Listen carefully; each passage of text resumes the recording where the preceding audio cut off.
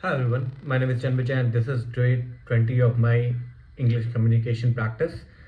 And during this course of the series, I am planning this to be a 30-day series, and this is day 20th. And during this series, I try to improve on a lot of things, including my pronunciation, my energy, how I interact with the camera, how I speak, and how I frame my thoughts. So I'm just trying to be better at communication using this series as a tool, and this is just a practice session for me. And later on, I'll try to create many other videos, maybe impromptu or something directed towards creating a course.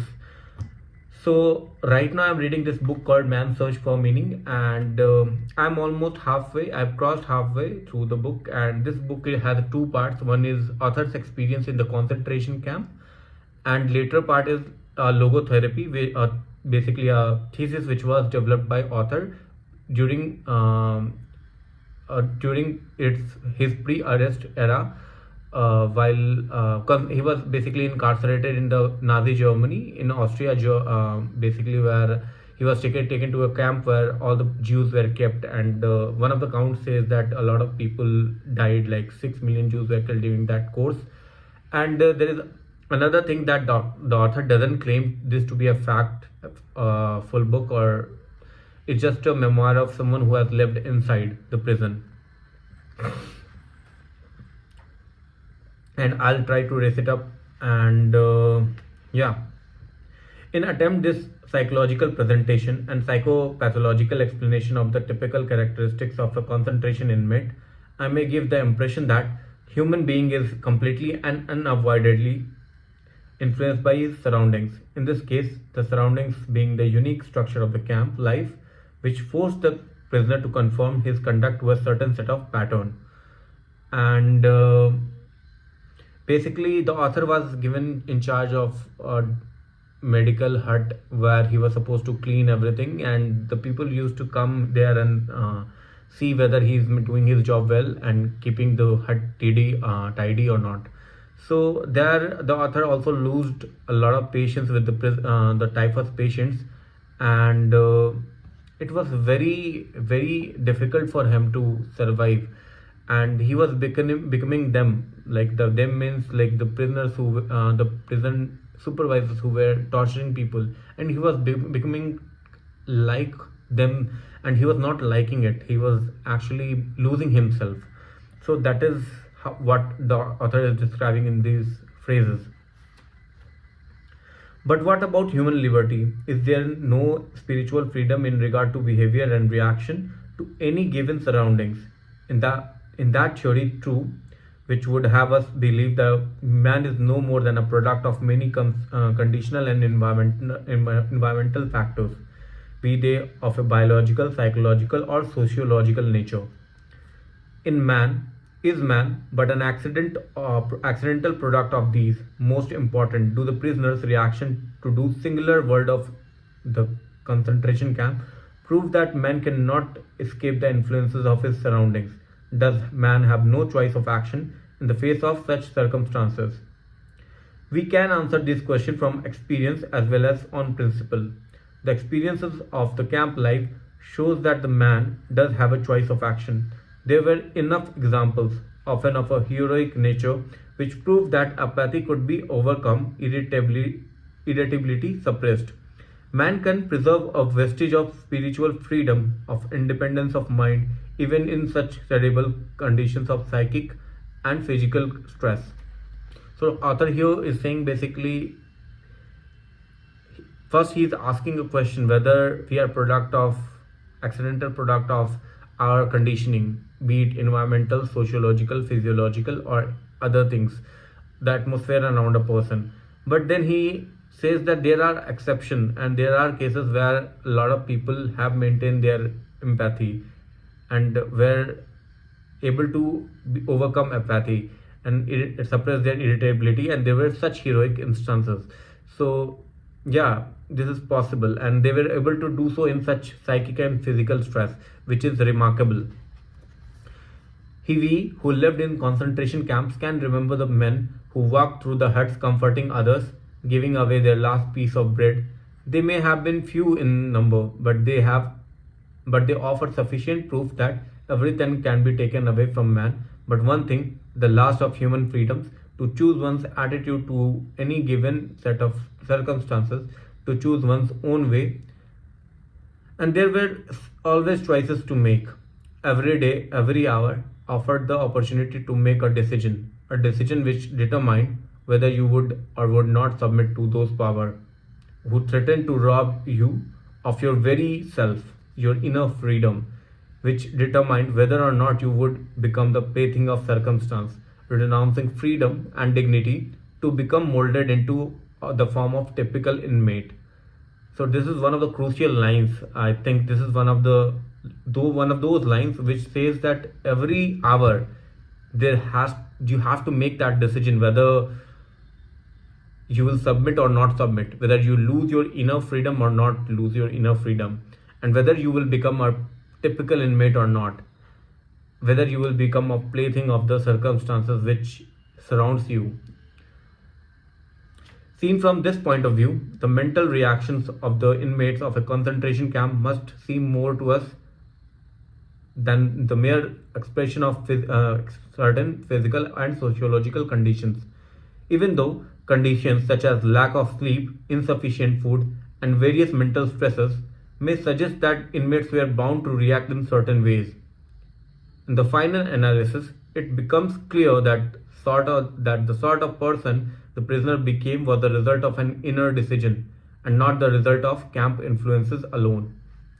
Fundamentally, therefore, any man can, even under such circumstances, decide what shall become of him, mentally and spiritually. He may retain his human dignity even in such a concentration camp. Dostoevsky said once, "There is only one thing that I dread, not to be worthy of my suffering." I have to read this again.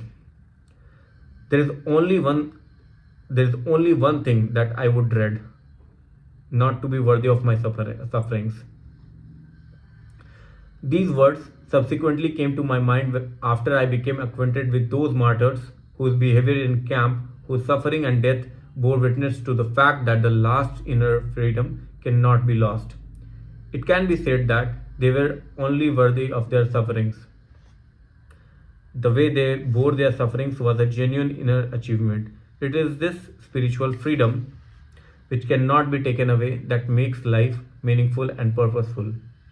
So this is the thing that you keep with yourself when everything is stripped away from you. You don't have anything that gave you sense of achievement, but this inner freedom, if you preserve it even in such horrific condition, that is a real achievement, and that gives meaning to life, and it makes you purposeful.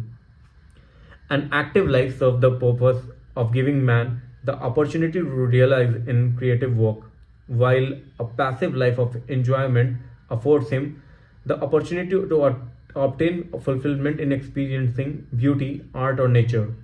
But there is also purpose in that life which is almost barren of both creation and enjoyment, and which admits of but one possibility of high moral behavior, namely in man's attitude to his existence, an existence restricted by external forces. A creative life and a life of enjoyment are banned to him. But not only creativeness and enjoyment are meaningful. If there is meaning to life at all, then there must be a meaning in suffering. Suffering is an ineradicable part of life, even as death and fate. Without suffering and death, human life cannot be complete. The way in which a man accepts his fate, and all the suffering it entails, the way in which he takes up his cross, gives him ample opportunity, even under the most difficult circumstances, to add a deeper meaning to his life. It may remain brave, dignified, and unselfish, or in the bitter fight for self-preservation, he may forget his human dignity and become no more than animal. Here lies the chance for a man either to make use of or to forego the opportunities of attaining the moral values that a difficult situation may afford him, and this decides whether he is worthy of his sufferings or not. Do not think that these circumstances are unworldly and too far removed from real life. It is true that only a few people are capable of reaching such high moral standards. Of the prisoners, only a few kept their full inner liberty and obtained those values which their suffering afforded.